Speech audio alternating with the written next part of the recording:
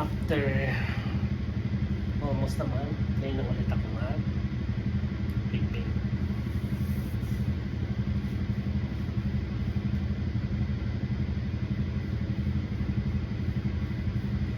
Wala pa akong concept kung anong ilalagay ko dito. Mas feeling ko kasi mas maganda yung free flowing lang. At the end, makikita ko kung ano yung kalalabasan.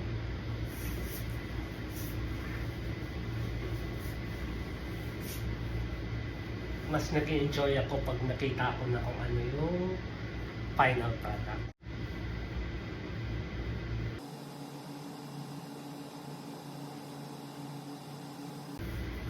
So it's 100 by 100 cm. Medyo malaki siya. Watch out.